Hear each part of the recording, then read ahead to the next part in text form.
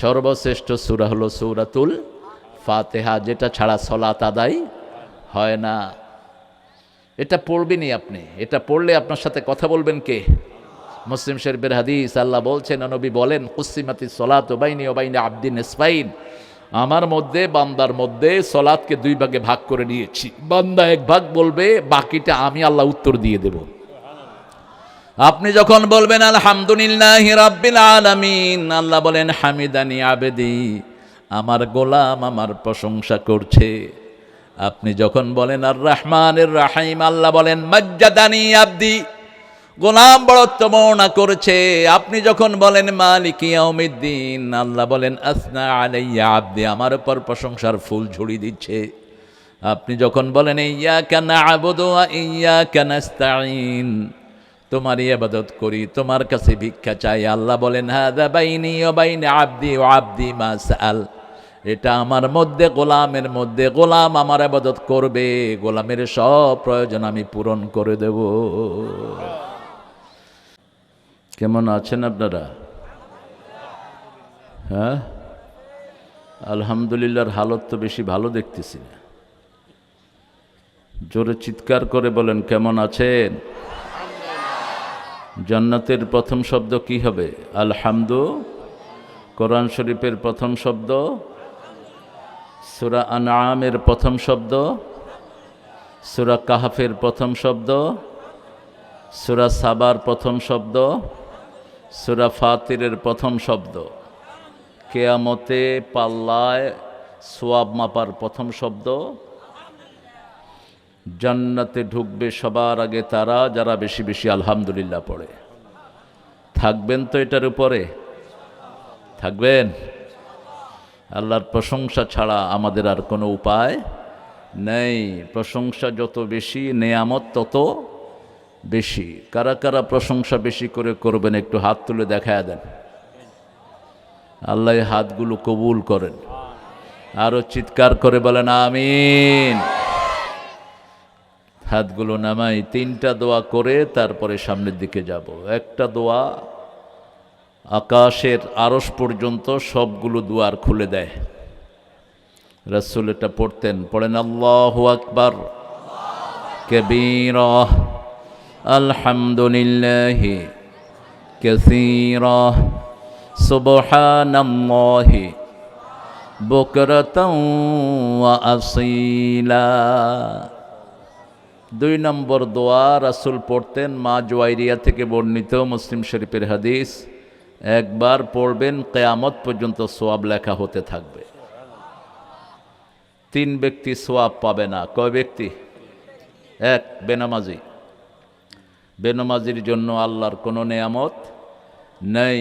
2 নম্বর মুশরিক। 3 নম্বর পিতামাতার অবাধ্য সন্তান। আপনাদের এলাকায় নাই অবশ্য এগুলো।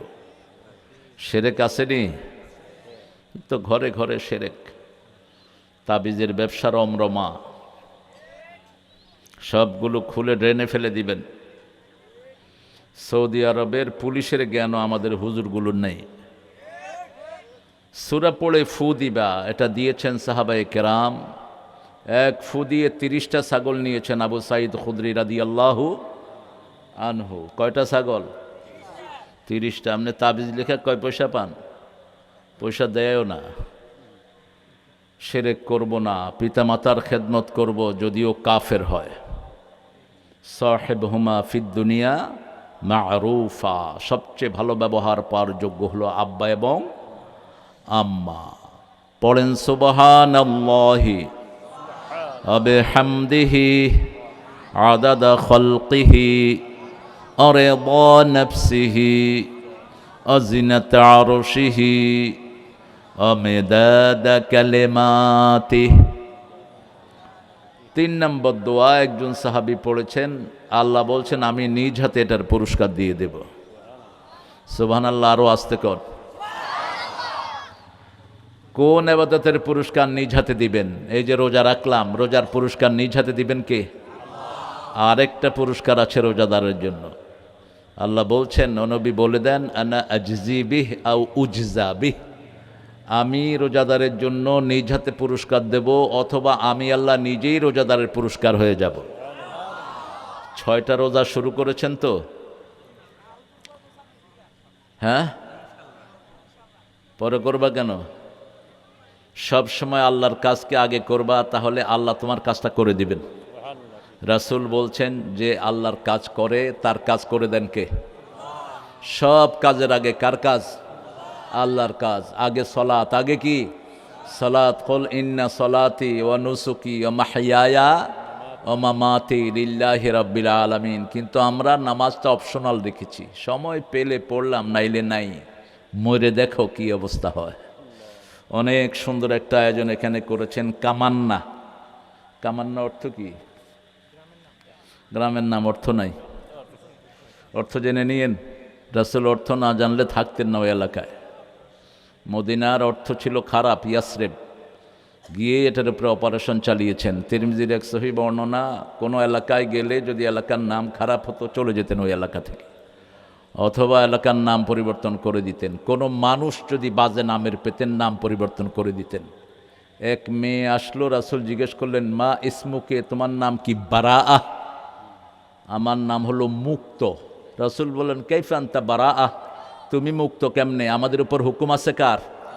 আল্লাহর। তোমার নাম হলো জামিলা। কি নাম? জামিলা। আরেক মহিলা আসছে, নাম হলো মাহজুনা, দুশ্চিন্তাগ্রস্ত। রাসূল বললেন মাসরুরা, তুমি হলো আনন্দ চিত্ত, আলহামদুলিল্লাহ বলে। এটার অর্থ জেনে নিয়েন। 10ম তাফসীরুল কোরআন মাহফিল, ওস্তাজুল আসাতিজা মাওলানা আব্দুর রশিদ হাফিজাহুল্লাহ, মুহতারাম শেখ মুহতামিম শেখুল হাদিস, জামিয়া আশরাফিয়া, ডাবাইল, গোড়াইল বাড়ি মাদ্রাসা এতিমখানা, হুজুরের এটা না? মাশাআল্লাহ। এই প্রতিষ্ঠানগুলো থাকার কারণে ইসলামটা এখনো টিকে আছে। তা না হলে ইসলাম বহু আগে ধ্বংস হয়ে যেত। ঠিক না বে ঠিক?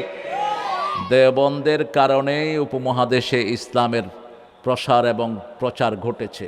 এটা, এই বাতিটা যদি কাসেম নানতবী রহমতুল্লাহ না জ্বালাতেন, কি অবস্থা আমাদের হতো আল্লাহই ভালো জানেন। আল্লাহ আমার হুজুরকে কবুল করুন, হুজুরের খেদমতকে কবুল করুন। সেই সাথে যত ওলামা হজরত খেদমত করেছেন, আল্লাহ সবাইকে কবুল করুন। আপনাদের আমিনের অবস্থা খারাপ। আরেকজন আমিন বললে আপনার জন্য দোয়াটা কবুল হবে। এবার বলেন আমিন। ইদা ওয়াফাকাল আমিনু মাআল মালাইকা গফিরা লাকা মা তাকাদ্দামা মিন যামবিক। আপনার আমিনের সাথে ফেরেশতার আমিন মিলে গেলে আপনার জীবনের সব গুনাহ আল্লাহ মাফ করে দিবেন। সবচেয়ে বেশি আমিন বলতেন রাহমাতাল লিল আলামিন। তিনার নামই আমিন। নামই কি? আমিন। আমার আগে কথা বলেছে মাওলানা আবু সাঈদ পঞ্চগড়ি। কোন সূরা থেকে কথা বলেছো আবু সাঈদ? সূরা সফ। সফ নিয়েই যত ঠেলাঠেলি। সফ সোজা যারা করে না, এদের অন্তর বাঁকা হয়ে যায়।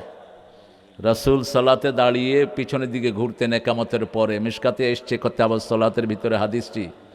3টা আওয়াজ দিতেন, সাউউ ইস্তাউ আকিমু সুফুফাকুম। সাউউ ইস্তাউ, সাউউ সোজা করো, ইস্তাউ সমান্তরাল হও, ইআতাদিলু ভারসাম্যপূর্ণ হও, তারাসাউ ওয়াসাদ্দুল খালাল ইয়ারহামুনি ওয়া ইয়ারহামুকুমুল্লাহ, মধ্যখানের গ্যাপ বন্ধ করো, আল্লাহ তোমাদের উপর রহম করুক। রাসূল আরেক বর্ণনায় বলেছেন, যারা মধ্যখানের গ্যাপ বন্ধ করে, আল্লাহ এদের জন্য জান্নাতে প্রাসাদ বানিয়ে দেয়। জান্নাতে বাড়ি বানাতে চান তো? জান্নাতের বাড়ি বেদখল হবে না, দুনিয়ারটা বেদখল হয়ে যায়। গত 17 বছরে যেনারা চুরি ডাকাতের করে বাড়ি বানিয়েছে, এখন সেই বাড়িতে কোনো পেত্তুনিও থাকে না। আপনাদের এদিকে নাই? ঢাকাতে গেলে দেখা যায় গণভবন, মনে হয় মৃতপুরী। কোনো হারামের সাথে জড়িত হবেন না। হারাম আছে যেখানে, ঈমান নাই সেখানে। আবু সাঈদের আলোচনাগুলো আল্লাহ আমাদেরকে আমল করার তৌফিক দান করেন। আপনি নামাজে দাঁড়িয়ে ডানে বামে তাকিয়ে কাঁচা সোজা করে নেবেন। নামাজের কাতার কোথা থেকে শুরু হয় বলেন তো? মধ্যখান থেকে, ঠিক ইমামের পিছন থেকে। ইমাম হলেন মিডল পয়েন্ট। মসজিদের মিডল পয়েন্ট কি? ইমাম। ডান দিকে বাম দিকে, ডান দিকে বাম দিকে। ডান দিকে বেশি হবে, বাম দিকে বেশি হবে না। এই কাতার সুন্দর করে দাঁড়াবেন। কাতারের উপরে 6টা হাদিস আছে সহিহ বর্ণনাতে। আল্লাহ আমাদের আলোচনাগুলোকে, সাইদের আলোচনাগুলোকে আমল করার তৌফিক দান করেন। মাহফিল পরিচালনা হাফেজ মাওলানা মুফতি আব্দুল ওয়াদুদ আল হুসাইনি মোমেন শাহী, মুফতি জামিল হাসান জুয়েল, আল্লাহ সবাইকে কবুল করুন। আপনারা অনেক ওলামা হযরত নিচে বসে আছেন, উপরে বসতে দিতে পারলে সবাইকে ভালো হতো, কিন্তু স্মার্ট স্টেজ হয়ে যেতে পারে, ভেঙে চিত হয়ে যেতে পারে কাউয়ার মতো। এই জন্য আমরা সবাইকে এখানে আনছি না। আমিও নিচে বসতাম, রাসূল নিচে বসে থাকতেন, শুধু খুতবার সময় দাঁড়াতেন রাহমাতাল্লিল আলামিন, গায়ে গায়ে লেগে থাকতেন সাহাবীদের। আমরা ভাগ করেছি, অমুক হুজুর উপরে, অমুক হুজুর নিচে না। সালাতের ভিতরেও ফরজ আদায় করে মুসল্লিদের কাতারে চলে আসতেন রাহমাতাল্লিল আলামিন। যত ওলামা হযরত এসেছেন, যত প্রিয় স্যাররা এসেছেন, primary, high school, college, university sir, বিভিন্ন পেশায় জড়িত আবাল বৃদ্ধা বনিতা, বিগত আন্দোলনগুলোতে যারা জীবনের রক্ত দিয়ে, অনেক কোরবানি দিয়ে আমাদের জন্য একটা বিজয় এনে দিয়েছে, এরকম অনেক যুবকরা এখানে হাজির হয়েছে। বিএনপি জামাতের যেই লোকগুলো, হেফাজতের যেই লোকগুলো একসাথে আন্দোলন করেছে, আল্লাহ সবাইকে একত্রিত করে কবুল করুন। আরও আসতে বলি আমিন। জুলাইতে যারা রক্ত দিয়েছে, আল্লাহ তাদের রক্তকে আপনি শাহাদাত হিসাবে কবুল করুন। দশম যেহেতু, 10 নম্বর সূরা কোনটা কোরআন শরীফের বলেন? 10 নম্বর সূরা পেঁচে পড়ছে। সূরা কয়টা? 114। সর্বশ্রেষ্ঠ সূরা কোনটি? কোন সূরা পড়লে আল্লাহ সবচেয়ে খুশি হন? ওমর ফারুক রাদিয়াল্লাহু আনহু রাতের বেলায় এলাকা পাহারা দিতেন, সবাই ঘুমাতে যেত, তিনি মসজিদে নববীর রাস্তায় রাস্তায় হাঁটতেন। হঠাৎ করে দেখেন এক গ্রুপ লোক আসতেছে মদিনার দিকে। তিনি দাঁড়িয়ে গেলেন, মান আনতুম, who are you, who the hell you are, তোমরা কারা?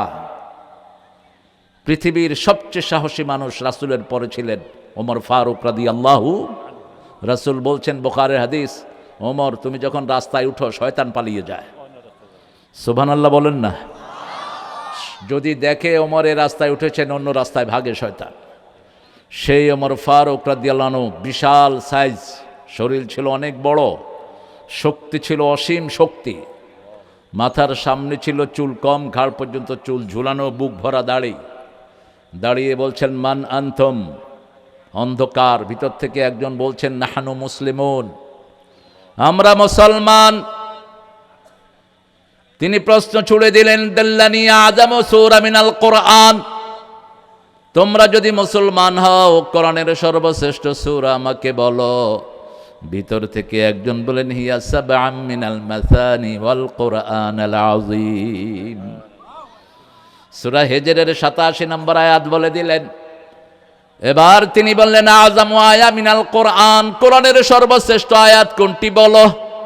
ভিতর থেকে একজন উত্তর দিলেন, আল্লাহু লা ইলাহা ইল্লা হুয়াল হাইয়ুল কাইয়্যুম। জানেন তো, প্রত্যেক রাতে পড়বেন।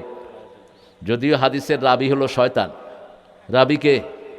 শয়তান। রাসূল বলছেন, সাদাকাহু ওয়া কাযুব, ও মিথ্যুক কিন্তু কথা বলেছে সত্য, কথা বলেছে সত্য। অনেক চমৎকার ঘটনা আছে আয়াতুল কুরসির পিছনে। আয়াতুল কুরসির 2টা জিহ্বা আছে। কয়টা? 2টা জিহ্বা, লিসানান। রাসূল সাল্লাল্লাহু আলাইহি ওয়াসাল্লাম বলছেন, এই 2 জিহ্বা দিয়ে সুপারিশ করে যে এটাকে পড়ে তাকে জান্নাতে নিয়ে যাবে। জান্নাতে যেতে চান তো? দেখি কারা কারা চান না।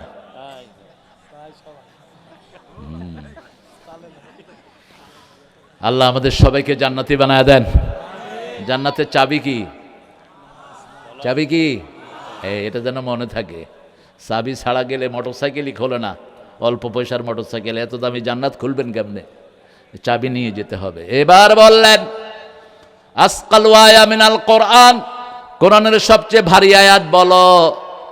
ভিতর থেকে একজন উত্তর দিলেন, ফামান ইয়ামাল মিসকালা যাররাতিন খায়রান ইয়ারাহু ওয়া মান ইয়ামাল মিসকালা যাররাতিন শাররান ইয়ারাহু। ওমর ফারুক বলেন, আনতা ইবনে মাসউদ, তুমি কি ইবনে মাসউদ নাকি? ইবনে মাসউদ বলেন, আনতা ওমর ফারুক, তুমি কি ওমর ফারুক নাকি? অন্ধকারের ভিতরে দুইজনকে আলিঙ্গন করলেন। এই হলো মুসলমান। আল্লাহ আমাদেরকে কোরআন সাথে বন্ধুত্ব করার তৌফিক দান করেন।